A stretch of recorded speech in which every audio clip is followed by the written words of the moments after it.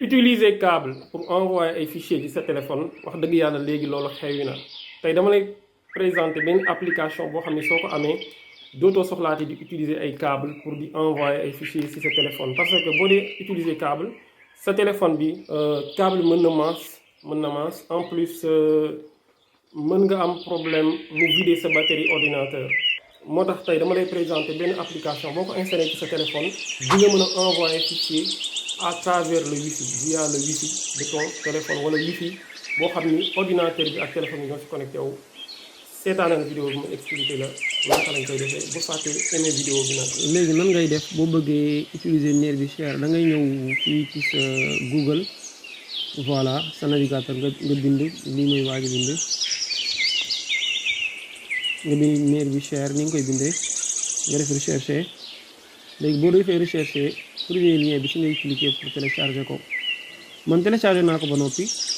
mais tamit dinaa leen dugalal lien bi ci description vidéo bi maanaam ci suuf vidéo bi dinaa fi def lien bi nga xam ne yow da nga koy télécharger installé ko léegi comme man télécharger naa ko installé ko damay dem ma ubbi ko léegi damay def démarrer fii ma ñëw ci sama application yi dinaa ko gis anamu sax moo nekk nii partage à proximité la tudd voilà partage à proximité la tudd léegi dama koy ubbi boo gisee fii dafa def appareil masqué mais yow da nga war a def recevoir tout le monde bu dee da nga bëgg ñëpp di la jox wala say contact kese wala yow say appareil maanaam say ordinateur say yi nga xam ne yaa ko moom bi mooy masqué léegi baal ma def tout le monde ñu testé ko léegi damay ñëw sama téléphone ma désactiver connexion bi comme téléchargé naa ko pare baal ma désactiver connexion bi voilà léegi da nga war a am benn application da ngay dugg Play Store nga utiliser application bi mi ngi tudd Files by Google mais bu dee amul bu la neexee tam bu ko téléchargé bu la neexee nga téléchargé ko moom parce que moom boo ko téléchargé dafa am fii nii partage à proximité fii nii mooy fi ma teg sama baaraam nga xam ne boo fi duggee rek voilà boo defee envoyé dafay gis ordinateur bi quoi boo defee recevoir tam dafay gis ordinateur bi léegi dañuy dem ma envoyé benn dossier benn ay fichiers yu bari fii nii comme par exemple man fichier yi nii laa bëgg a envoyé si ordinateur bi léegi damay sélectionner tout par exemple voilà léegi sama ordinateur daf ma waxal fii nii Bluetooth il faut ma activer ko pour mu mën ma détecter léegi damay ñëw fii ma activer sama Bluetooth voilà léegi activer naa sama Bluetooth léegi nekk na détectable boo gisee point bi di def nii mooy détectable na léegi damay def partager su ma cliquer partager boo gisee indil na ma ay WhatsApp ay fu ma ko mën a partager yëpp mais boo xoolee fii ci kaw def na partage proximité man foofu laay bës su ma defee partage proximité gis nga mi ngi koy envoyé da ngay xool ordinateur yi ak téléphone yi yëpp nga xool ba xam dina ko détecté wala du ko détecté léegi ñoom ñaar ñi ngi dem voilà léegi détecté na ko quoi détecté na sama ordinateur léegi damay bës su ma bësee moom tamit après dina ko jot voilà léegi nag application bii nii version kii la nekk version bêta mooy version test moom lañ def fii nii version bêta ce qui veut dire que ñoom dinañ ko améliorer waat quoi léegi fichier yi mu ngi nekk nii di ko envoyé di ko transféré parce que bu njëkkoon soo doon envoyé nii ngay def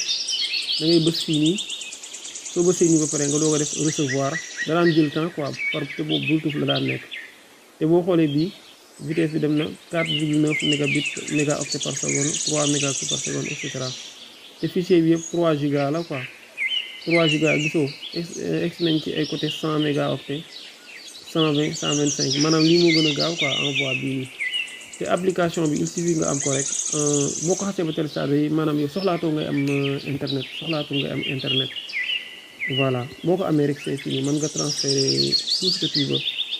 bu la neexee sax dinaa la defal beneen vidéo boo xam ne dama lay expliquer nan ngay envoyer fichier entre ñaari ordinateur xam nga bii nii vidéo bi mooy expliquer entre ordinateur ak téléphone dinaa la defal beneen vidéo boo xam ne da ngay utiliser ñaari ordinateur yu dend nii rek wala ordinateur yu nekk ci benn bërëb benn salle wala benn gàlle di ngeen mën a envoyer ay fichier te doo utiliser clé nekkul application bii nag mais loolu benn fonctionnalité bu nekk ci Windows la quoi Windows nekk na ci Windows 10 nekk na ci Windows 11 fonctionnalité bi ma lay wax daf lay permettre nga am ñaari ordinateur keroog def naa ko benn ku ma doon àbb clé parce que dafa bëgg a transférer ay fichier ma ne ko yor ma clé par la suite dama ko ni léegi da ngay indi ñaari ordinateur yi ma envoyé le fichier bi ma ko indee après ma defal ko partage à proximité sax boobu la tudd mais partage à proximité boobu noonu moo nekk nii ci sa ordinateur la nekk quoi ci ordinateur bi noonu lañ ko ci liggéeyaale voilà affiché wul fii nii sax affiché wul fii voilà mais nekk na ci machine bi quoi léegi loolu dafay laaj vidéo bu fekkee ne vidéo bi neex na la maa ngi lay ñaan nga aimer abonné partager gars yi waxoon naa leen keroog j'aime yi sax moo ma gënal abonné yi parce que boo aimé rek vidéo bi YouTube daf koy promouvoir daf koy propulser nga xam ni ñeneen ñi dinañ ko gis voilà yàlla ay teg la woon